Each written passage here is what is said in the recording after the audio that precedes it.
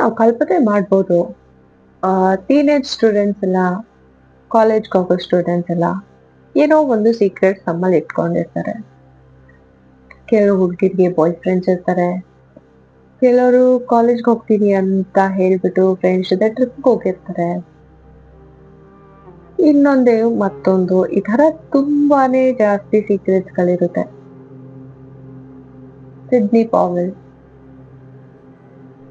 ಅವಳ ಸೀಕ್ರೆಟ್ ಏನಾಗಿತ್ತು ಅಂದ್ರೆ, ಅವಳು ಕಾಲೇಜಲ್ಲಿ ಸೆಮಿಸ್ಟರ್ಗೆ ಎನ್ರೋಲ್ ಆಗಿರಲಿಲ್ಲ. ಬಟ್ ಇದಲ್ಲ ವಿಚಾರ.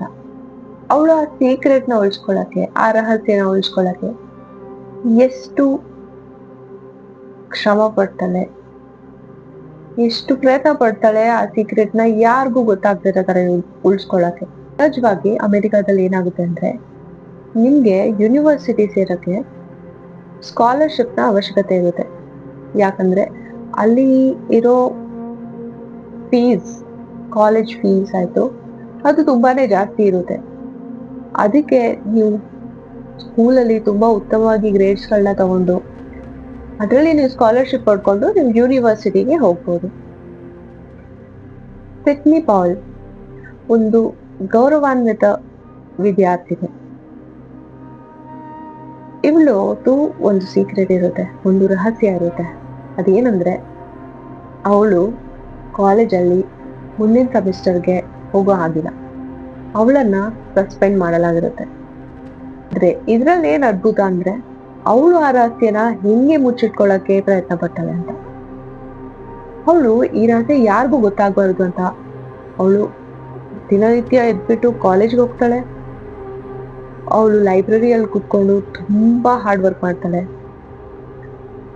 ಆಮೇಲೆ ಅವಳು ಬೇರೆ ಎಲ್ಲ ಆಕ್ಟಿವಿಟಿಲೂ ಪಾರ್ಟಿಸಿಪೇಟ್ ಮಾಡ್ತಾಳೆ. ಹಾಗೂ ಅಮೆರಿಕದಲ್ಲಿ ಕ್ಯಾಂಪಸ್ ಒಳಗಡೆ ಡಾರ್ಮ್ ರೂಮ್ ಅಂತ ಪ್ರೊವೈಡ್ ಮಾಡಿರ್ತಾರೆ, ಅವ್ರಿಗೆ ಕೊಟ್ಟಿರ್ತಾರೆ. ಅದು ಒಂದು ಹಾಸ್ಟೆಲ್ ತರ. ಸೊ ನೀವು ಆ ಕಾಲೇಜು, ಆ ಯೂನಿವರ್ಸಿಟಿಗೆ ಹೋಗ್ತಿದ್ರೆ ಮಾತ್ರ ಅದನ್ನ ಬಳಸ್ಕೋಬಹುದು.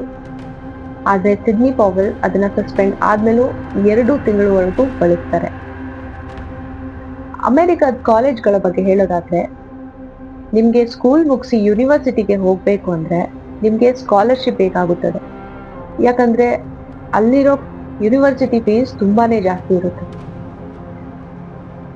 ಅದ್ರಲ್ಲೂ ಒಬ್ಳು ಸಿಡ್ನಿ ಪಾವೆಲ್. ಅವಳು ಕೂಡ ಈ ಯೂನಿವರ್ಸಿಟಿಗೆ ಸ್ಕಾಲರ್ಶಿಪ್ ಅಲ್ಲಿ ಜಾಯಿನ್ ಆಗಿರ್ತಾಳೆ. ಆದ್ರೆ ಈ ಸೆಮಿಸ್ಟರ್ಗೆ ಮಾತ್ರ ಅವ್ರನ್ನ ಸಸ್ಪೆಂಡ್ ಮಾಡಲಾಗಿರ್ತದೆ. ಆದ್ರೂ ಕೂಡ ಸಿಡ್ನಿ ಡಾರ್ಮ್ ರೂಮ್ ಅಲ್ಲೇ ಇರ್ತಾಳೆ, ಹಾಸ್ಟೆಲ್ ಅಲ್ಲೇ ಇರ್ತಾಳೆ. ಅದನ್ನ ಅವರು ಡೀನ್ಸ್ ಅಬ್ಸರ್ವ್ ಮಾಡ್ತಾರೆ. ಅವರ ಹೆಸರುಗಳು ಜಾನ್ ಹಾಗೂ ಮಿಶೆಲ್. ಸೊ ಇವರಿಬ್ರು ಅದನ್ನ ಅಬ್ಸರ್ವ್ ಮಾಡ್ತಾರೆ.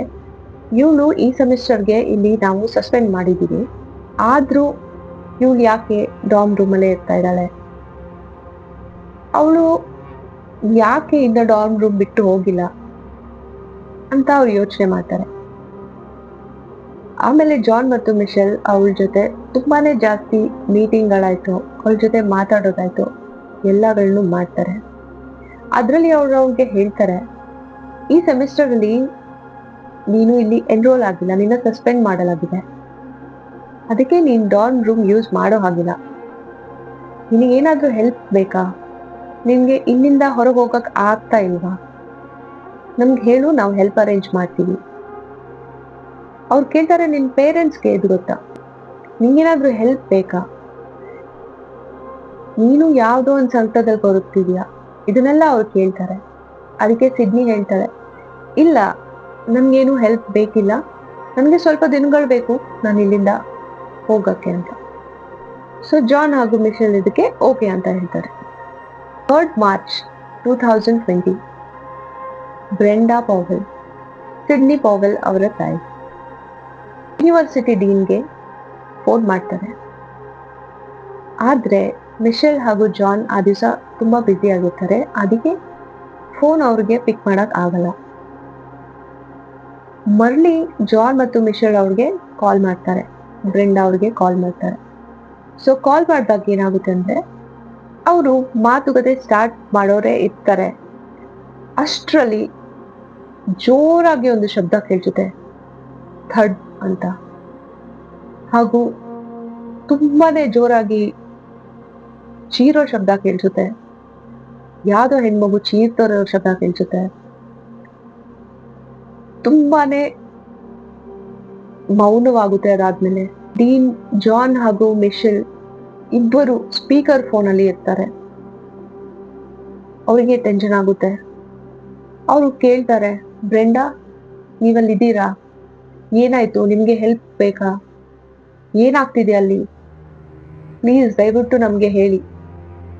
ಫೋನ್ ಲೈನ್ ಡೆಡ್ ಆಗುತ್ತೆ. ಜಾನ್ ಮತ್ತೆ ಮಿಶೆಲ್ ಮತ್ತೆ ಕರೆ ಮಾಡ್ತಾರೆ. ಯಾರು ಪಿಕ್ ಮಾಡಲ್ಲ. ಅವರು ಮತ್ತೆ ಕರೆ ಮಾಡ್ತಾರೆ. ಯಾರು ಪಿಕ್ ಮಾಡಲ್ಲ. ಅವ್ರು 3ನೇ ಸತಿ ಕರೆ ಮಾಡ್ತಾರೆ. ಫೋನ್ ಪಿಕ್ ಮಾಡ್ತಾರೆ.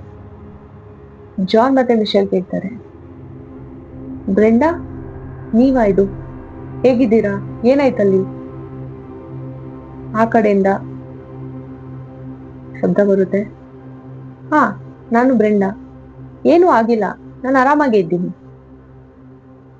ಜಾನ್ ಮತ್ತು ಮಿಶೆಲ್ ಒಬ್ರೊಬ್ಬರನ್ನ ನೋಡ್ಕೊಳ್ತಾರೆ. ಅವ್ರಿಗೆ ಗೊತ್ತಾಗುತ್ತೆ ಇದು ಬ್ರೆಂಡಾ ಧ್ವನಿ ಅಲ್ಲ. ಜಾನ್ ಹೇಳ್ತಾನೆ, ಸಿಡ್ನಿ, ಇದು ನೀನ್ ತಾನೆ? ನನಗೆ ಗೊತ್ತು ಇದು ನೀನು ಅಂತ. ಫೋನ್ ಲೈನ್ ಕಟ್ ಆಗುತ್ತೆ. ಸಿಡ್ನಿ ಪಾವೆಲ್ ಅವರ ತಾಯಿಯನ್ನ ಫ್ರೈಯಿಂಗ್ ಪ್ಯಾನ್ ಅಲ್ಲಿ ಹೊಡೆದು ಸ್ಟೇಕ್ ನೈಫ್, ಮಾಂಸ ಕಟ್ ಮಾಡೋ ಚೂರಿ ಇರುತ್ತಲ್ಲ, ಅದರಿಂದ 30 ಸರ್ತಿ ಕತ್ತಿಗೆ ಎರೆದಿರ್ತಾರೆ. ಮತ್ತೆ ಅವ್ರ ತಾಯಿನ ಹತ್ಯೆ ಮಾಡ್ತಾರೆ. ಆದ್ರೆ ಯಾಕೆ ಬ್ರೆಂಡಾ ಅವ್ರ ತಾಯಿಗೆ ಈ ತರ ಹತ್ಯೆ ಮಾಡಿದ್ರು? ಸೊ ಈ ಕೇಸ್ನ ಕೋರ್ಟಲ್ಲಿ ನೋಡಿದಾಗ ಯಾಕೆ ಹತ್ಯೆ ಮಾಡಿದ್ರು, ಏನ್ ಕಾರಣ ಇರ್ಬೋದು, ಹೆಂಗೆ ಹತ್ಯೆ ಮಾಡಿದ್ರು, ಇದರಲ್ಲಿ ಡಿಸ್ಕಷನ್ ಇರ್ಲಿಲ್ಲ. ಏನ್ ಡಿಸ್ಕಷನ್ ಇದ್ದಿದ್ದು, ಅವರು ಅವರ ತಾಯಿನ ಹತ್ಯೆ ಮಾಡೋ ಟೈಮಲ್ಲಿ ಅವ್ರಿಗೆ ಗೊತ್ತಿತ್ತಾ ಇದು ಕ್ರೈಮ್ ಅಂತ? ಅವ್ರಿಗೆ ಗೊತ್ತಿತ್ತಾ ಅವ್ರು ಹತ್ಯೆ ಮಾಡ್ತಿದೀನಿ ಅಂತ? ಇದು ಕೇಸ್ನ ಮುಖ್ಯಾಂಶ ಆಗಿತ್ತು. ಮಾರ್ಚ್ 3ನೇ ತಾರೀಕು 2020ರಂದು ಡಿಟೆಕ್ಟಿವ್ ಕೆನೆತ್ಗೆ ಅವರ ರೇಡಿಯೋ ಅಲ್ಲಿ, ಅವರ ವಾಕಿ ಟಾಕಿಯಲ್ಲಿ ಒಂದು ಮೆಸೇಜ್ ಬರುತ್ತೆ. 2 ಕಾಲೇಜ್ ಪ್ರೊಫೆಸರ್ಗಳಿಂದ, ಜಾನ್ ಮತ್ತು ಮಿಶೆಲ್. ಅದರಲ್ಲಿ ಹೇಳ್ತಾರೆ, ಪಾವೆಲ್ ಅವರ ಮನೆಯಲ್ಲಿ ಯಾರೋ ಅಕ್ರಮವಾಗಿ ಪ್ರವೇಶ ಮಾಡಿರ್ಬೋದು, ಅಲ್ಲಿ ಏನೋ ಸಿಚುವೇಶನ್ ಆಗಿರ್ಬೋದು, ಅದನ್ನ ಚೆಕ್ ಮಾಡಕ್ಕೆ ಅವರಿಗೆ ಒಂದು ಮೆಸೇಜ್ ಬರುತ್ತೆ.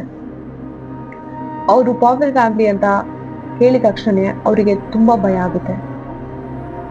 ಯಾಕಂದ್ರೆ ಸಿಡ್ನಿ ಪಾವೆಲ್ ಅವರ ತಂದೆ ಡಿಟೆಕ್ಟಿವ್ ಕೆನೆತ್ ಅವರ ಆಪ್ತ ಮಿತ್ರ. ಅವರು ಚಿಕ್ಕವರಿದ್ದಾಗಿಂದಲೂ ಅವ್ರ ಜೊತೆಲೇ ಇರೋದು. ಪಾವೆಲ್ ಫ್ಯಾಮಿಲಿ ಬಗ್ಗೆ ಹೇಳ್ಬೇಕು ಅಂದ್ರೆ, ಸ್ಟೀವನ್ ಪಾವೆಲ್, ಬ್ರೆಂಡಾ ಪಾವೆಲ್, ಅವರಿಗೆ 2 ಮಕ್ಕಳು. ಸಿಡ್ನಿ ಪಾವೆಲ್ ಅವಳು 19 ವರ್ಷದವಳಾಗಿರ್ತಾಳೆ, ಹಾಗೂ ಅವಳಕಿನ 3 ವರ್ಷ ಚಿಕ್ಕವನು ಒಬ್ನು ಮಗ ಕೂಡ ಇರ್ತಾನೆ. ಸ್ಟೀವನ್ ಪಾವೆಲ್ ಅವರ ಫ್ಯಾಮಿಲಿ ಬಿಸ್ನೆಸ್ ಅಲ್ಲಿ ವೈಸ್ ಪ್ರೆಸಿಡೆಂಟ್ ಆಗಿ ಕೆಲಸ ಮಾಡ್ತಿರ್ತಾರೆ, ಹಾಗೂ Brenda Pavel acting children's hospital ಅಲ್ಲಿ ಚೈಲ್ಡ್ ಸ್ಪೆಷಲಿಸ್ಟ್ ಆಗಿ ಆಂಕಾಲಜಿ ಡಿಪಾರ್ಟ್ಮೆಂಟ್ ಅಲ್ಲಿ ಕೆಲಸ ಮಾಡ್ತಿರ್ತಾರೆ. ಅವರು ದಿನನಿತ್ಯ ಹೋಗೋದು, ಈ ಮಕ್ಕಳ ಜೊತೆ ಇರೋದು, ಆ ಮಕ್ಕಳನ್ನ ನೋಡೋದು, ಆ ಪರಿಸ್ಥಿತಿಲಿ ಅದ್ರಲ್ಲೂ ತಮ್ಮ ಧೈರ್ಯ ಕಳ್ಕೊಳ್ದೆ ಇರೋದು, ಇದೆಲ್ಲ ಬ್ರೆಂಡಾ ಪಾಲ್ ಅವ್ರ ಬಗ್ಗೆ ತುಂಬಾನೇ ಹೇಳೋದು. ಬ್ರೆಂಡಾ ಪಾಲ್ ಹಾಸ್ಪಿಟಲ್ ಅಲ್ಲಿ ಎಲ್ಲರಿಗೂ ತಾಯಿ ಆಗಿದ್ರು. ಬರೀ ಮಕ್ಕಳಿಗೆ ಮಾತ್ರ ಅಲ್ಲ, ಇಡೀ ಹಾಸ್ಪಿಟಲ್ ಅಲ್ಲಿ ಯಾರ್ಯಾರು ಕೆಲಸ ಮಾಡ್ತಿದ್ರು ಅವ್ರೆಲ್ಲರೂ ಅವ್ರನ್ನ ತಾಯಿ ತರಾನೇ ನೋಡ್ತಿದ್ರು. ಸಹಜವಾಗಿ ಈ ತರ ಡಿಪಾರ್ಟ್ಮೆಂಟ್ ಅಲ್ಲಿ ತುಂಬಾ ಜನಕ್ಕೆ ತುಂಬಾ ಟೈಮ್ವರೆಗೂ ಇದಕ್ಕೆ ಆಗಲ್ಲ. ಯಾಕಂದ್ರೆ ಅವ್ರು ನೋಡ್ತಾರೆ ಎಷ್ಟು ಚಿಕ್ಕ ಚಿಕ್ಕ ಮಕ್ಕಳಿಗೆ ಕ್ಯಾನ್ಸರ್ ಇದೆ, ಅವ್ರು ಕೂದಲು ಉದುರ್ತಾ ಇದೆ, ಅವರು ಹೋಪ್ ಕಳ್ಕೊತಾ ಇದ್ದಾರೆ. ಇದನ್ನೆಲ್ಲ ನೋಡಿ ತುಂಬಾ ಜನ ಟ್ರಾನ್ಸ್ಫರ್ ತಗೊಂಡು ಬೇರೆ ಹಾಸ್ಪಿಟಲ್ಗೆ ಇಲ್ಲ ಬೇರೆ ಡಿಪಾರ್ಟ್ಮೆಂಟ್ಗೆ ಹೋಗಿದ್ದು. ಆದರೆ ಬ್ರೆಂಡಾ ಪಾವೆಲ್ ಮಾತ್ರ 3 ದಶಕಗಳಿಂದ ಅಲ್ಲೇ ಕೆಲಸ ಮಾಡ್ತಿತ್ತು. ಹಾಗೂ ಯಾವ ಹಾಲಿಡೇ ಸೀಸನಲ್ಲೂ ಕೂಡ, ಕ್ರಿಸ್ಮಸ್ ಇರಲಿ, ಬೇರೆ ಒಂದು ಸೀಸನ್ ಇರಲಿ, ಅವರು ಹಾಸ್ಪಿಟಲಲ್ಲೇ ಸ್ಪೆಂಡ್ ಮಾಡ್ತಿದ್ರು. ಸಿಡ್ನಿ ಪವಲ್ ಬಗ್ಗೆ ಹೇಳೋದಾದ್ರೆ, ಅವಳು ಒಬ್ಬ ಆನರೇಬಲ್ ಸ್ಟೂಡೆಂಟ್. ಅವಳದು 4.0 GPA ಇತ್ತು. ಅದರಿಂದ ಅವಳಿಗೆ ಪೂರ್ತಿ ಸ್ಕಾಲರ್ಶಿಪ್ ಸಿಕ್ಕಿರಲಿಲ್ಲ, ಆದರೆ ಅರ್ಧ ಸ್ಕಾಲರ್ಶಿಪ್ ಸಿಕ್ಕಿತ್ತು, ಪಾರ್ಷಿಯಲ್ ಸ್ಕಾಲರ್ಶಿಪ್, ಹಾಗೂ ಪಾರ್ಷಿಯಲ್ ಫೀಸ್ ಅವರು ತಮ್ಮ ಕೈಯಿಂದನೇ ತಾವು ಕಟ್ಟಬೇಕಾಗಿತ್ತು. ಅವರು ತುಂಬ ಒಳ್ಳೆ ಸ್ಟೂಡೆಂಟ್, ಹಾಗೂ ಅವರ ತಾಯಿ ಅಂದರೆ ಅವ್ರಿಗೆ ತುಂಬ ಇಷ್ಟ. ಅವರಿಬ್ರು ತಾಯಿ ಮಗಳ ಥರ ಇರಲಿಲ್ಲ, ಅವರು ಬೆಸ್ಟ್ ಫ್ರೆಂಡ್ಸ್ ಥರ ಇದ್ರು. ಇದನ್ನ ತುಂಬ ಜನ ನೋಡಿದವ್ರು ಹೇಳ್ತಾರೆ, ಅವ್ರ ತಾಯಿಗೂ ಅವಳಿಗೂ ತುಂಬಾನೇ ಸಿಮಿಲಾರಿಟೀಸ್ ಇತ್ತು.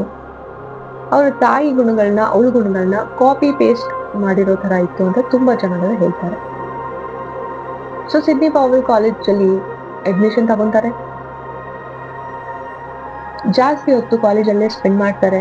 ಅದೇ ಕಾಲೇಜ್ ಅವರು ಕೊಟ್ಟಿರೋ ಹಾಸ್ಟೆಲಲ್ಲೇ ಇರ್ತಾರೆ. ಆದ್ರೆ ಅವ್ರ ಮನೆ ಜಾಸ್ತಿ ದೂರ ಇರಲ್ಲ, ಕಾಲೇಜಿಂದ 1 ಗಂಟೆ ದೂರದಲ್ಲಿ ಇರುತ್ತೆ. ಅದಕ್ಕೆ ಅವ್ರು ಏನ್ ಮಾಡ್ತಾರೆ, ನಾರ್ಮಲ್ ಸೆಮಿಸ್ಟರ್ ಟೈಮಲ್ಲಿ ಅವರು ಕಾಲೇಜಲ್ಲೇ ಇರ್ತಾರೆ. ಆದ್ರೆ ಬ್ರೇಕ್ ಟೈಮಲ್ಲಿ, ಸಮ್ಮರ್ ಟೈಮ್ ಆಯ್ತು, ಫೆಸ್ಟಿವಲ್ಸ್ ಆಯ್ತು, ಅದನ್ನ ಅವರು ಮನೇಲಿ ಅವ್ರ ಫ್ಯಾಮಿಲಿ ಜೊತೆ ಸ್ಪೆಂಡ್ ಮಾಡ್ತಾರೆ. ಇವಾಗ ರಿಯಾಲಿಟಿಗೆ ಬರೋಣ. ಡಿಟೆಕ್ಟಿವ್ ಕೆನೆತ್ ಅವ್ರಿಗೆ ಈ ಕಾಲ್ ಬಂದ್ಮೇಲೆ ಅವರು ಪವಲ್ ಫ್ಯಾಮಿಲಿ ಇರೋ ಮನೆಗೆ ಹೋಗ್ತಾರೆ. ಅಲ್ಲಿ ಅವ್ರು ನೋಡ್ತಾರೆ, ಆಚೆ ಯಾವ್ದು ಕಾರ್ ನಿಂತಿರಲ್ಲ, ಯಾರು ಪೊದೆಯಿಂದನೂ ಬಚ್ಚಿಟ್ಕೊಂಡಿರಲ್ಲ. ಅವ್ರು ಆ ಏರಿಯಾ ಎಲ್ಲ ಸರ್ಚ್ ಮಾಡ್ತಾರೆ, ನೋಡ್ತಾರೆ. ಅವರು ಡೋರ್ ಕಡೆ ನಾಕ್ ಮಾಡ್ತಾರೆ,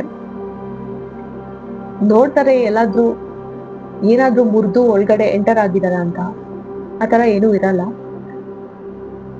ಅವರು ಮನೆ ಸುತ್ತ ಹೋಗ್ತಾರೆ, ಅಲ್ಲಿ ನೋಡ್ತಾರೆ ಒಂದು ಕಿಟಕಿ ಮಾತ್ರ ಮುರಿದಿದೆ, ಪುಡಿ ಪುಡಿ ಆಗಿದೆ ಅಂತ. ಅದಾದ್ಮೇಲೆ ಅವರು ಹೋಗಿ ಮತ್ತೆ ಬಾಗಿಲು ತಟ್ತಾರೆ, ಯಾರು ತೆಗಿಯಲ್ಲ. ಹಂಗಂತ ಅವ್ರ ಮನೆ ಹಿಂದ್ಗಡೆ ಹೋಗ್ಬಿಟ್ಟು ಒಳಗಡೆ ಹೋಗಕ್ಕೆ ಟ್ರೈ ಮಾಡ್ತಾರೆ. ಅದಕ್ಕಿಂತ ಮುಂಚೆ ಸ್ಟೀವನ್ ಪವಲ್ಗೆ ಡಿಟೆಕ್ಟಿವ್ ಕೆನೆತ್ ಅವ್ರು ಫೋನ್ ಮಾಡ್ತಾರೆ. ನಮ್ಗೆ ಈ ತರ ಸುದ್ದಿ ಬಂದಿದೆ, ನಿಮ್ ಮನೇಲಿ ಯಾರೋ ಒಳಗೋಗಿದ್ದಾರೆ, ನಿಮ್ ಮನೇಲಿ ಏನೋ ನಡೀತಾ ಇದೆ ಅಂತ ಒಂದು ಸುದ್ದಿ ಬಂದಿದೆ ಅಂತ. ಅದಕ್ಕೆ ನೀನು ಅಲ್ಲಿ ಇದೆಯಾ ಅಂತ ಕೇಳ್ತಾರೆ. ಅದಕ್ಕೆ ಅವ್ರು ಹೇಳ್ತಾರೆ, ಇಲ್ಲ, ನಾನು ನನ್ನ ಆಫೀಸಲ್ಲಿ ಇದ್ದೀನಿ ಅಂತ. ಅದಕ್ಕೆ ಅವರು ತಮ್ಮ ಮಗನಿಗೆ ಫೋನ್ ಮಾಡ್ತಾರೆ. ಮಗನಿಗೆ ಫೋನ್ ಮಾಡಿದ್ರೆ ಮಗ ಹೇಳ್ತಾನೆ, ಇಲ್ಲ, ನನ್ನ ಮನೇಲಿಲ್ಲ, ನಾನು ಆಚೆ ಇದ್ದೀನಿ ಅಂತ. ಅವಾಗ ಅವರ ತಂದೆ ಓಡೋಡಿ ಮನೆಗೆ ಬರಲು ಪ್ರಯತ್ನಿಸ್ತಾರೆ. ಟೆನ್ಷನ್ ಆಗಿರುತ್ತೆ ಅವ್ರಿಗೆ, ಮನೇಲಿ ಏನಾಯ್ತು ಏನು ಅಂತ. ಸ್ಟೀವನ್ ಪವಲ್ ಬ್ರೆಂಡಾಗೆ ಕಾಲ್ ಮಾಡ್ತಾರೆ, ಮನೆಗೆ ಕಾಲ್ ಮಾಡ್ತಾರೆ. ಮನೆಗೆ ಕಾಲ್ ಮಾಡಿದ ತಕ್ಷಣ ಅವರ ಮಗಳು ಸಿಡ್ನಿ ಅದನ್ನ ಪಿಕ್ ಮಾಡ್ತಾರೆ. ತುಂಬಾನೇ ನಾರ್ಮಲ್ ಆಗಿ ಮಾತಾಡ್ತಾರೆ, ಹೇಗಿದ್ದಾರೆ ಅಂತ. ಅವಾಗ ಅವ್ರ ತಂದೆ ಅವಳನ್ನ ಕೇಳುವಷ್ಟರಲ್ಲಿ ಅವಳು ಹೇಳ್ತಾಳೆ, ಅಪ್ಪ, ಯಾರೋ ಮನೆಯೊಳಗಡೆ ಬರೋ ತರ ಇದೆ, ಏನೋ ನನ್ಗೆ ಸೌಂಡ್ ಬರ್ತಿದೆ, ಯಾರೋ ಬಂದಿದ್ದಾರೆ, ಬೇಗ ಬನ್ನಿ, ಬೇಗ ಬನ್ನಿ. ಲೈನ್ ಡೆಡ್ ಆಗುತ್ತೆ. ಇವಾಗ ಡಿಟೆಕ್ಟಿವ್ ಕೆನೆತ್ ಮನೆ ಒಳಗಡೆ ಹಿಂಭಾಗದಿಂದ ಹೋಗ್ತಾರೆ. ಅವರು ಒಳಗ್ ಹೋದ ತಕ್ಷಣನೇ ಸಿಡ್ನಿ ಕಿರಿಚ್ತಾ ಇರ್ತಾಳೆ, ಯಾರೋ ಒಳಗ್ ಬಂದಿದ್ರು, ಇದೆಲ್ಲ ಮಾಡಿದ್ರು ಅಂತ. ಪೂರ್ತಿ ಮನೆ ರಕ್ತ ಆಗಿರುತ್ತೆ. ಸಿಡ್ನಿ ಅವರ ತಾಯಿ ನೆಲದ ಮೇಲೆ ಬಿದ್ದಿರ್ತಾರೆ. ಅವರ ರಕ್ತ ಎಲ್ಲ ಕಡೆ ಹರಡಿರುತ್ತೆ. ಸಿಡ್ನಿ ಜೋರಾಗಿ ಕಿರ್ಚ್ಕೊಂತ ಇರ್ತಾಳೆ. ಅದಕ್ಕೆ ಡಿಟೆಕ್ಟಿವ್ ಅವಳನ್ನ ಆಚೆ ಕರ್ಕೊಂಡ್ ಬರ್ತಾರೆ. ಆಚೆ ಕರ್ಕೊಂಡ್ ಬಂದು ಅವಳನ್ನ ಕೂರಿಸಿ ಅವ್ಳಿಗೆ ಕನ್ಸೋಲ್ ಮಾಡಕ್ ಟ್ರೈ ಮಾಡ್ತಾರೆ. ಅವಳ ಕೈಯೆಲ್ಲ ಚೆಕ್ ಮಾಡ್ತಾರೆ. ಅವಳ ಕೈ ಫುಲ್ ರಕ್ತ ಆಗಿರುತ್ತೆ. ಅವಳ ಕೈಯಲ್ಲಿ ಚಾಕುದು ಇರ್ದಿರೋದು ಮಾರ್ಕ್ಸ್ ಕೂಡ ಇರುತ್ತೆ. 4 ಕಟ್ಸ್ ಇರುತ್ತೆ.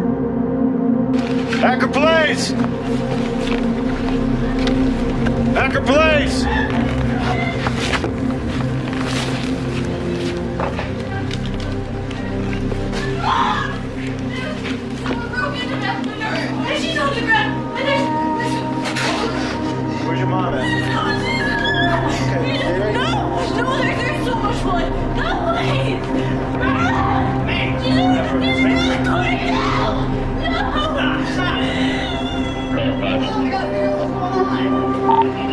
ಅವಳನ್ನ ಆಂಬ್ಯುಲೆನ್ಸ್ ಅಲ್ಲಿ ಹತ್ತಿಸ್ತಾರೆ.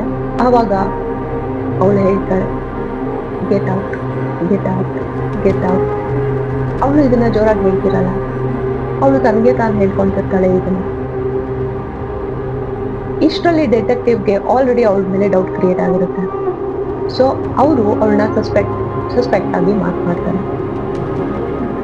ಅವಳು ಆಂಬ್ಯುಲೆನ್ಸ್ ಅಲ್ಲಿ ಕರ್ಕೊಂಡು ಹೋಗ್ಬೇಕಾದ್ರೆ ವಿಚಿತ್ರವಾಗಿ ನಡ್ಸಕ್ಕೆ ವರ್ತಿಸೋಕೆ ಶುರು ಮಾಡ್ತಾರೆ. ಅವಾಗ ಆಂಬ್ಯುಲೆನ್ಸ್ ಅಲ್ಲಿರೋರು ಡಿಟೆಕ್ಟಿವ್ಗೆ ಕಾಲ್ ಮಾಡ್ತಾರೆ. ಅವ್ರು ಹೇಳ್ತಾರೆ ಇವರು ಈ ತರ ಮಾಡ್ತಿದ್ದಾರೆ ಅಂತ. ಅವಾಗ ಡಿಟೆಕ್ಟಿವ್ ಕೆನ್ನಿಟ್ ಹೇಳ್ತಾರೆ, ಹೌದು ಅವರೇ ನಮ್ಮ ಸಸ್ಪೆಕ್ಟ್. ಮಾರ್ಚ್ 3 ಸಿಡ್ನಿ ಕಾಲೇಜಿಂದ ಮನೆಗೆ ಹೊರಳಿ ಬರುವ ಸಮಯ. ಅವಾಗ ಅವ್ರದ್ದು ಸಮರ್ ಬ್ರೇಕ್, ಅಂದ್ರೆ ಬೇಸಿಗೆ ರಜೆ ಶುರು ಆಗೋ ಸಮಯ. ಸೊ ಅವರು ಆ ಟೈಮಲ್ಲಿ ಮನೆಗೆ ಮರಳಿ ಬರ್ತಾ ಇದ್ದಾರೆ ಅಂದ್ರೆ ಅವ್ರ ತಾಯಿಗೆ ತುಂಬಾ ಉತ್ಸಾಹ ಆಗಿರುತ್ತೆ. ಅವ್ರಿಗೆ ನಾನು ಶಾಪಿಂಗ್ ಕರ್ಕೊಂಡು ಹೋಗ್ಬೇಕು, ನಾನು ಅವ್ರಿಗೆ ಹಿಂಗ್ ಮಾಡ್ಬೇಕು, ಅದನ್ನ ಮಾಡ್ಬೇಕು, ಫ್ಯಾಮಿಲಿ ಜೊತೆ ಟೈಮ್ ಸ್ಪೆಂಡ್ ಮಾಡ್ಬೇಕು, ಎಲ್ಲ ಇರುತ್ತೆ ಅವ್ರ ಟೈಮ್. ಅವ್ರು ತುಂಬಾ ಎಕ್ಸೈಟ್ ಆಗಿರ್ತಾರೆ. ಆದ್ರೆ ಒಂದು ಅವರಲ್ಲಿ ಟೆನ್ಷನ್ ಕೂಡ ಇರುತ್ತೆ ಅವಳ ವರ್ತನೆ ಮೇಲೆ. 2 ತಿಂಗಳಿಂದ ಸಿಡ್ನಿ ವಿಚಿತ್ರವಾಗಿ ಬಿಹೇವ್ ಮಾಡ್ತಿರ್ತಾರೆ. ಅವಳು ಕಾಲೇಜ್ಗೆ ಹೋಗೋ ಟೈಮಲ್ಲಿ ಮನೇಲಿರ್ತಾಳೆ. ಅವಳು ಡಾರ್ಮ್ ರೂಮಲ್ಲಿ ಜಾಸ್ತಿ ಇರಲ್ಲ. ಅವಳು ವೀಕ್ ಡೇಸ್ ಅಲ್ಲೂ ಮನೇಲೇ ಇರ್ತಾಳೆ. ಅವಳು ಯಾವಾಗ ಬೇಕಾಗೋ ಮನೆಗೆ ಬರ್ತಿರ್ತಾಳೆ. ಇದನ್ನ ಅವ್ರ ತಾಯಿ ಅಬ್ಸರ್ವ್ ಮಾಡಿರ್ತಾರೆ. ಹಾಗೂ ಅವಳು ರಜೆಗೆ ಬಂದಾಗ ಇದನ್ನೆಲ್ಲ ಕೇಳ್ಬೇಕು, ಡಿಸ್ಕಸ್ ಮಾಡ್ಬೇಕು ಅವಳ ಜೊತೆ ಅಂತ ಇರ್ತಾರೆ. ನೀವು ಅವರ ತಂದೆಗೂ ಒಂದು ಸಂಶಯ ಬರುತ್ತೆ. ಆ ಸಂಶಯ ಏನಂದ್ರೆ ಅವ್ರ ಅಕೌಂಟ್ ಇಂದ ಟ್ಯೂಷನ್ ಫೀಸ್, ಸಿಡ್ನಿದು ಯೂನಿವರ್ಸಿಟಿ ಫೀಸ್ ಈ ತಿಂಗಳದು ಡಿಡಕ್ಟ್ ಆಗಿಲ್ಲ. ಎಲ್ಲ ತಿಂಗಳದು ಆಟೋಮೆಟಿಕ್ ಡಿಡಕ್ಟ್ ಆಗಿದೆ, ಆದ್ರೆ ಈ ತಿಂಗಳದು ಮಾತ್ರ ಆಗಿಲ್ಲ. ಅದಕ್ಕೆ ಅವರು ಯೂನಿವರ್ಸಿಟಿ ವೆಬ್ಸೈಟ್ ಮೇಲೆ ಹೋಗ್ತಾರೆ. ಅಲ್ಲಿ ಲಾಗಿನ್ ಮಾಡಕ್ ಟ್ರೈ ಮಾಡ್ತಾರೆ, ಆದ್ರೆ ಲಾಗಿನ್ ಆಗಲ್ಲ. ಅವಾಗ ಅವರು ಮನೆಗೆ ಕಾಲ್ ಮಾಡ್ತಾರೆ. ಅವಾಗ ಅವರು ಸಿಡ್ನಿಗೆ ಈ ಮಾತನ್ನ ಕೇಳ್ತಾರೆ. ಅದಕ್ಕೆ ಸಿಡ್ನಿ ಕೊಡೋ ಉತ್ತರ ಏನಂದ್ರೆ, ಇಲ್ಲ, ಏನಾದ್ರೂ ಟೆಕ್ನಿಕಲ್ ಪ್ರಾಬ್ಲಮ್ ಇರ್ಬೇಕು, ನಾನು ಅದನ್ನ ಹ್ಯಾಂಡಲ್ ಮಾಡ್ತೀನಿ, ನೀವು ಟೆನ್ಷನ್ ತಗೋಬೇಡಿ. ಅವರಪ್ಪ ಸುಮ್ಮನಾಗ್ತಾರೆ. ಅಷ್ಟರಲ್ಲೇ ಫ್ರೆಂಡ ಅವ್ರ ಮಗಳು ವಿಚಿತ್ರವಾಗಿ ವರ್ತಿಸೋದನ್ನ ಅವರ ಅಪ್ಪನ ಜೊತೆ ಶೇರ್ ಮಾಡ್ತಾರೆ. ಅವಾಗ ಅವ್ರ ತಂದೆ ಇನ್ನೊಂದು ಸ್ವಲ್ಪ ಜಾಸ್ತಿ ಟ್ರೈ ಮಾಡ್ತಾರೆ. ಅವರು ಮತ್ತೆ ಯೂನಿವರ್ಸಿಟಿ ವೆಬ್ಸೈಟ್ ಹೋಗ್ತಾರೆ, ಲಾಗಿನ್ ಮಾಡಕ್ ಟ್ರೈ ಮಾಡ್ತಾರೆ. ಅದು ಈ ಸರ್ತಿನೂ ಸಕ್ಸಸ್ಫುಲ್ ಆಗೋದಿಲ್ಲ. ಅದಕ್ಕೆ ಅವ್ರು ಯೂನಿವರ್ಸಿಟಿ ಡೀನ್ನ ಕಾಂಟ್ಯಾಕ್ಟ್ ಮಾಡ್ತಾರೆ. ಅವರು ಕಾಲ್ ಮಾಡಿ ಕೇಳ್ತಾರೆ, ನನಗೆ ಲಾಗಿನ್ ಮಾಡಕ್ ಆಗ್ತಿಲ್ಲ ನಿಮ್ಮ ವೆಬ್ಸೈಟ್ ಅಲ್ಲಿ, ಟ್ಯೂಷನ್ ಫೀಸ್ ಕೂಡ ಡಿಡಕ್ಟ್ ಆಗಿಲ್ಲ, ನನಗೆ ಇದ್ರ ಬಗ್ಗೆ ತಿಳಿಸಿ ಅಂತ. ಅದಕ್ಕೆ ಕಾಲೇಜ್ ಬಗ್ಗೆಯವ್ರು ಹೇಳ್ತಾರೆ, ಸಿಡ್ನಿ ಈ ಸೆಮಿಸ್ಟರ್ ಇನ್ನ ಎನ್ರೋಲ್ ಆಗಿಲ್ಲ ಅಂತ. ಅವರು ಸಸ್ಪೆಂಡ್ ಆಗಿದ್ದಾರೆ ಅನ್ನೋದನ್ನ ಹೇಳಲ್ಲ, ಎನ್ರೋಲ್ ಆಗಿಲ್ಲ ಅಂತ ಮಾತ್ರ ಹೇಳ್ತಾರೆ. ಅದಕ್ಕೆ ಅವ್ರ ತಂದೆ ಸ್ವಲ್ಪ ಕನ್ಫ್ಯೂಸ್ ಆಗಿ, ಅವ್ರದ್ದು ಫ್ಯಾಮಿಲಿದೊಂದು ಗ್ರೂಪ್ ಇರುತ್ತೆ, ಅದ್ರಲ್ಲಿ ಅವರು ಎಲ್ಲಾರ ಲೊಕೇಶನ್ ನ ಶೇರ್ ಮಾಡಿರ್ತಾರೆ. ಅದನ್ನ ಅವ್ರ ತಂದೆ ಜಾಸ್ತಿ ನೋಡ್ತಾ ಇರಲ್ಲ. ಆದ್ರೆ ಯೂನಿವರ್ಸಿಟಿಯಿಂದ ಹಿಂಗ್ ಕೇಳಿದ ತಕ್ಷಣ ಅವ್ರಿಗೆ ಏನೋ ಸಂಶಯ ಬರುತ್ತೆ. ಅವರು ಆ ಗ್ರೂಪ್ ನ ಚೆಕ್ ಮಾಡ್ತಾರೆ, ನೋಡ್ತಾರೆ ಸಿಡ್ನಿ ಕಾಲೇಜಲ್ಲಿ ಇಲ್ಲ, ಅವಳು ಯೂನಿವರ್ಸಿಟಿಲಿ ಇಲ್ಲ, ಅವಳು ಮನೇಲಿದ್ದಾಳೆ. ಅವ್ರಿಗೆ ಇನ್ನೂ ಸಂಶಯ ಜಾಸ್ತಿ ಆಗುತ್ತೆ. ಅವರು ತಮ್ಮ ಲೊಕೇಶನ್ ಮುಚ್ಚಿಡೋದಕ್ಕೆ ತಮ್ಮ ಮೊಬೈಲ್ನ ಆಫೀಸಲ್ಲೇ ಬಿಟ್ಟು ಮನೆಗೆ ಹೋಗ್ತಾರೆ. ಮನೆಗೆ ಹೋಗಿ ಸಿಡ್ನಿಗೆ ಪ್ರಶ್ನಿಸ್ತಾರೆ, ಯಾಕೆ ನೀನು ಇಲ್ಲಿದ್ಯಾ, ಯಾಕೆ ನೀನ್ ಕಾಲೇಜ್ಗೆ ಹೋಗಿಲ್ಲ, ಕಾಲೇಜ್ಗೆ ಫೋನ್ ಮಾಡಿದ್ರೆ ಈ ತರ ಹೇಳಿದ್ರು ಅವರು ಅಂತ.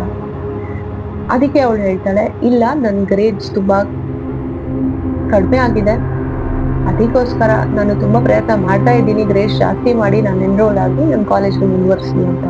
ಅದಕ್ಕೆ ಅವರಪ್ಪ ಹೇಳ್ತಾರೆ, ಸರಿ ಆಯ್ತು, ನೀನು ತುಂಬಾ ಪ್ರಯತ್ನ ಮಾಡು, ನನ್ನಿಂದ ಏನಾದ್ರೂ ಹೆಲ್ಪ್ ಬೇಕಂದ್ರೆ ನಿನಗೆ ಕೇಳು ಅಂತ ಹೇಳ್ತಾರೆ. ಇಷ್ಟಕ್ಕೆ ಈ ಮಾತುಕತೆ ಮುಗಿತು. ಆಮೇಲೆ ಇದೇ ಏನ್ ಮಾತುಕತೆ ಆಗಿದೆ ಅವ್ರ ತಂದೆ ಅವ್ರ ತಾಯಿಗೆ ಹೇಳ್ತಾರೆ, ಇನ್ನ ಬ್ರೆಂಡಾಗ್ ಹೇಳ್ತಾರೆ. ಬ್ರೆಂಡಾಗ್ ಹೇಳಿದ್ಮೇಲೆ ಅವಳು ಕೋಪ ಮಾಡ್ಕೊಳಲ್ಲ. ಬ್ರೆಂಡಾ ತನ್ನ ಮಗಳ ಮೇಲೆ ಒಂಚೂರು ಕೋಪ ಮಾಡ್ಕೊಳ್ಳಲ್ಲ. ಯಾಕಂದ್ರೆ ನಿಮ್ಗೆ ಗೊತ್ತಿರ್ಬೋದಲ್ಲ, ಅವಳು ಚಿಲ್ಡ್ರನ್ಸ್ ಹಾಸ್ಪಿಟಲ್ ಅಲ್ಲಿ ಕೆಲಸ ಮಾಡ್ತಿರ್ತಾರೆ.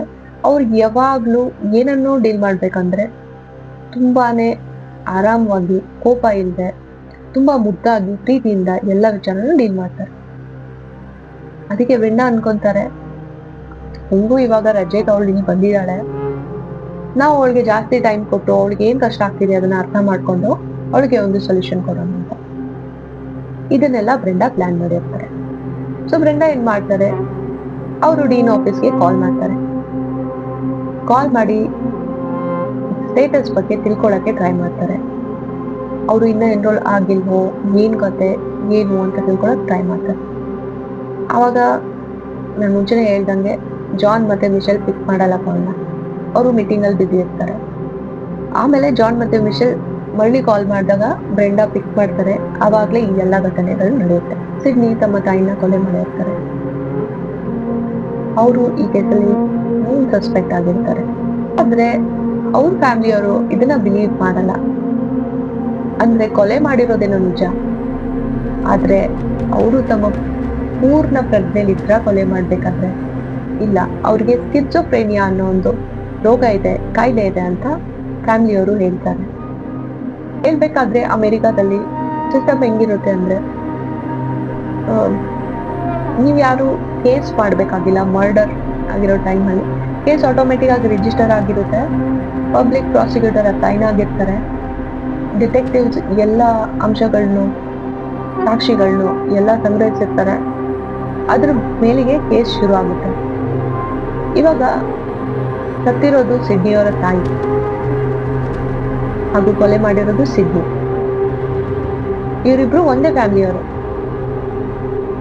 ಆಮೇಲೆ ಫ್ಯಾಮಿಲಿನೂ ಬಿಲೀವ್ ಮಾಡ್ತಾರೆ ಅವಳು ಅವಳ ಪೂರ್ಣ ಪ್ರಜ್ಞೆಲಿ ಇರ್ಲಿಲ್ಲ, ಅವಳಿಗೆ ಸೈಕೋಟಿಕ್ ಡಿಸಾರ್ಡರ್ ಇದೆ, ಅದಕ್ಕೆ ಅವಳಿಗೆ ಸೈಕಾಲಜಿ ಕೇರ್ ಬೇಕು ಅಂತ ಅವರು ಕೇಳ್ಕೊಂತಾರೆ. ಮತ್ತೆ ಈ ಕೇಸ್ ಟ್ರಯಲ್ಗೆ ಹೋಗುತ್ತೆ. ಸೊ ಅಮೆರಿಕಾದಲ್ಲಿ ಹೇಗಿರುತ್ತಂದ್ರೆ, ಫಸ್ಟ್ ನೀವು ವಾದ ಮಂಡಿಸ್ಬೇಕು. ಪಬ್ಲಿಕ್ ಪ್ರಾಸಿಕ್ಯೂಟರ್ ಅವ್ರದ್ದು ಓಪನಿಂಗ್ ನೋಟ್ಸ್ ಹೇಳ್ತಾರೆ. ಡಿಫೆಂಡ್ ಮಾಡೋರು ಅವ್ರ ಓಪನಿಂಗ್ ನೋಟ್ಸ್ ಹೇಳ್ತಾರೆ. ಪಬ್ಲಿಕ್ ಪ್ರಾಸಿಕ್ಯೂಟರ್ ಈ ಕೇಸಲ್ಲಿ ಎಕ್ಸಾಂಪಲ್ ಕೊಡೋದಾದ್ರೆ, ಯಾಕೆ ಕೊಲೆ ಮಾಡಿದ್ರು, ಯಾಕೆ ಇವಳಿಗೆ ಶಿಕ್ಷೆ ಆಗ್ಬೇಕು ಅನ್ನೋದನ್ನ ಹೇಳ್ತಾರೆ. ಡಿಫೆನ್ಸ್ ಸೈಡ್ ಅವರು ಯಾಕೆ ಇದನ್ನ ಮುಂದೆ ತಗೊಂಡು ಹೋಗ್ಬಾರ್ದು ಅನ್ನೋದನ್ನ ಪಾಯಿಂಟ್ನ ಹೇಳ್ತಾರೆ. ಸೊ ಎಲ್ಲ ಫ್ಯಾಮಿಲಿ ಸಿಡ್ನಿ ಜೊತೆ ನಿಂತ್ಕೊಂಡಿರುತ್ತೆ. ಆದ್ರೆ ಈ ಕೇಸ್ ಟ್ರಯಲ್ ಹೋಗುತ್ತೆ. ಸಿಡ್ನಿ ಅವರ ತಂದೆ ಬೇಲ್ ಅಮೌಂಟ್ನ ಪೇ ಮಾಡ್ತಾರೆ ಹಾಗೂ ಸಿಡ್ನಿ ಅವರು ಅವರ ಅಜ್ಜಿ ಜೊತೆ, ಅವರ ತಾಯಿಯ ತಾಯಿ ಜೊತೆ ಇರಕ್ಕೆ ಹೋಗ್ತಾರೆ. ನೀವ್ ಅನ್ಕೊಂತಿರ್ಬೋದು, ಅವ್ರ ಮಗಳನ್ನೇ ಕೊಂದಿದ್ದಾಳೆ, ಅವಳನ್ನ ಹೆಂಗೆ ಅವರು ಕ್ಷಮಿಸ್ಬಿಟ್ರು ಅಂತ. ನಾನು ಹೇಳಿರೋ ಪ್ರಕಾರ ಇಡೀ ಫ್ಯಾಮಿಲಿ ಅವಳ ಬಗ್ಗೆ ತುಂಬಾನೇ ಕನ್ಸರ್ನ್ ಇಟ್ಕೊಂಡಿರ್ತಾರೆ. ಅವ್ರು ನಂಬ್ತಾರೆ ಅವ್ರಿಗೆ ಸೈಕಾಟಿಕ್ ಡಿಸಾರ್ಡರ್ ಇದೆ ಅಂತ.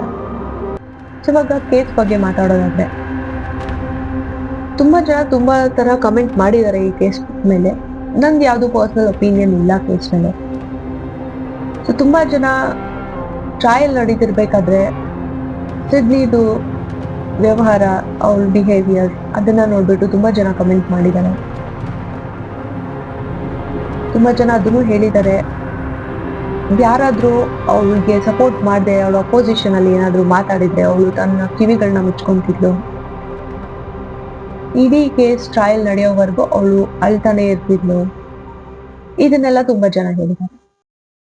ಸೊ ಕೇಸ್ ವಿಚಾರ ಮಾತಾಡೋದಾದ್ರೆ, ಆಪೋಸಿಷನ್ ಅವರು 3 ಜನ ಸೈಕ್ಯಾಟ್ರಿಸ್ಟ್ ಅನ್ನ ಪ್ರೆಸೆಂಟ್ ಮಾಡ್ತಾರೆ. ಅವರು 3 ಜನ ಪ್ರೂವ್ ಮಾಡಕ್ ಟ್ರೈ ಮಾಡ್ತಾರೆ ಸಿಡ್ನಿ ಕೊಲೆ ಮಾಡೋ ಟೈಮಲ್ಲಿ ಸೈಕಾಟಿಕ್ ಆಗಿರ್ತಾರೆ. ಸಿಡ್ನಿ ಸ್ಟೇಟ್ಮೆಂಟ್ ಪ್ರಕಾರ ಅವರು ಕೊಲೆ ಮಾಡಿ ಆದ್ಮೇಲೆ ಅವರಿಗೆ ಹ್ಯಾಲೂಸಿನೇಷನ್ ಅಂದ್ರೆ ಭ್ರಮೆ ಆಗ್ತಾ ಇರುತ್ತೆ. ಅವಳಿಗೆ ಯಾವ್ದು ನಿಜ ಯಾವ್ದು ಸುಳ್ಳು ಅದರ ಪರಿಜ್ಞಾನ ಇರಲ್ಲ.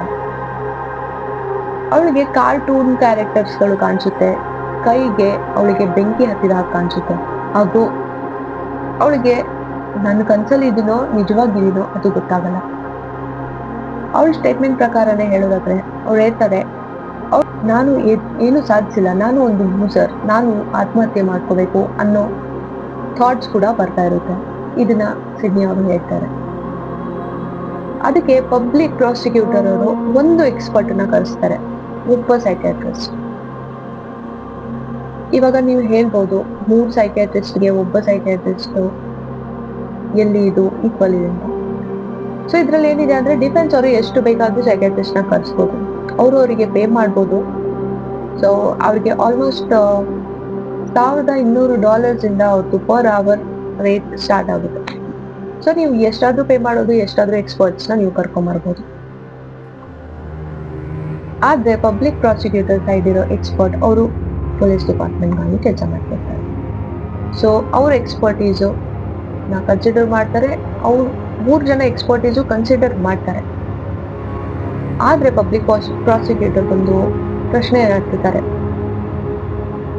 ಅವರು ಸಿಡ್ನಿ ಅವರು ಕೊಲೆ ಮಾಡೋ ಟೈಮಲ್ಲಿ ಸೈಕಾಟಿಕ್ ಆದ್ರೆ ಡೀನ್ ಆಫೀಸಿಂದ ಕಾಲ್ ಬಂದ್ಮೇಲೆ ಅವರು ತಾನೇ ಬ್ರೆಂಡಾ ಅನ್ನು ಏನಕ್ಕೆ ಹೇಳ್ಕೊಂಡ್ರು? ಅವರು ತಂದೆ ಡಿಟೆಕ್ಟಿವ್ ಅವರು ಫೋನ್ ಮಾಡಿ ಆದ್ಮೇಲೆ ಅವ್ರ ಮನೆಗೆ ಫೋನ್ ಮಾಡಿದಾಗ ಅವರು ಆಗೋಗಿರೋ ವಿಚಾರನ ಮತ್ತೆ ಆಗೋ ತರ ಏನಕ್ಕೆ ಹೇಳಿದ್ರು? ಅವ್ರು ಹೇಳ್ತಾರೆ ಅವರು ತುಂಬಾನೇ ಚಾಣಾಕ್ಷವಾಗಿ ಇದರಿಂದ ತಪ್ಪಿಸ್ಕೊಳ್ಳಕ್ ಟ್ರೈ ಮಾಡ್ತಾ ಇದ್ದಾರೆ ಅಂತ. ವಾದ ವಿವಾದಗಳಾಗುತ್ತೆ.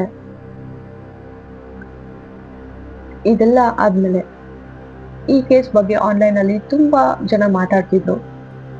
ಸ್ವಲ್ಪ ಜನ ಹೇಳ್ತಾರೆ ಅವಳು ಕೋರ್ಟ್ ಅಲ್ಲಿರೋ ಪರಿಸ್ಥಿತಿ ವ್ಯವಹಾರಗಳ ಬಗ್ಗೆ ಮನೆ ಅಳ್ತಾ ಇರ್ತಾಳೆ, ಅವಳು ಯಾರೇ ಬಂದ್ರು ಕಿವಿ ಮುಚ್ಕೊಳ್ತಾ ಇರ್ತಾಳೆ, ಈ ತರದೆಲ್ಲ ಮಾಡ್ತಿರ್ಬೇಕಾದ್ರೆ ತುಂಬಾ ಫೇಕ್ ಆಗಿ ಕಾಣಿಸುತ್ತೆ ಅಂತ ತುಂಬಾ ಜನ ಹೇಳ್ತಾರೆ.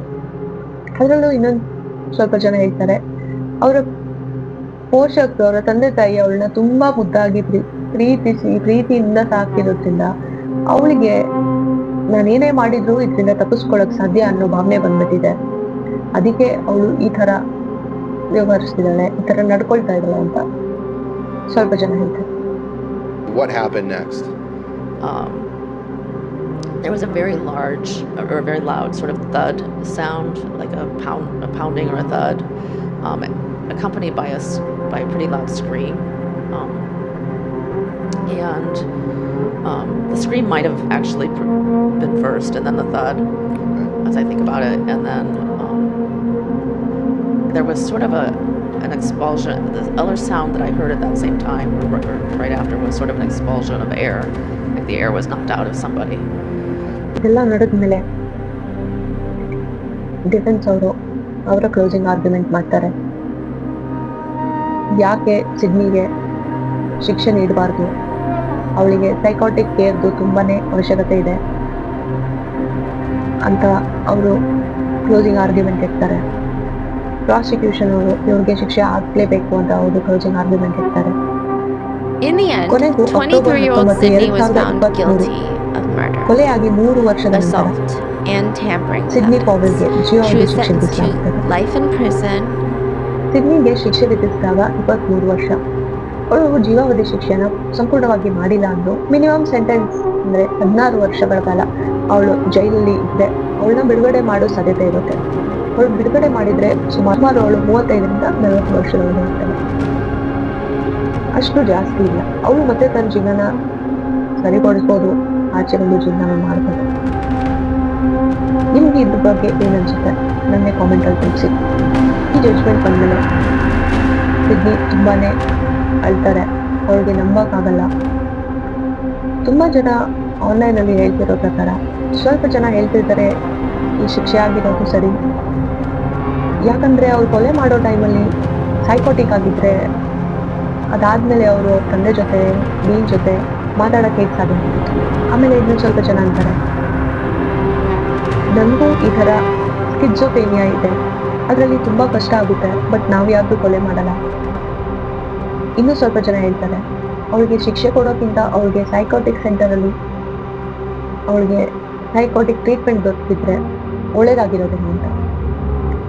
ಈ ಪಾಡ್ಕಾಸ್ಟ್ನ ನಾನು ಇಲ್ಲೇ ಮುಗಿಸ್ತೀನಿ. ಮುಂದಿನ ಪಾಡ್ಕಾಸ್ಟಲ್ಲಿ ಸಿಗೋಣ. ಅಲ್ಲಿವರೆಗೂ ಶುಭವಾಗಲಿ.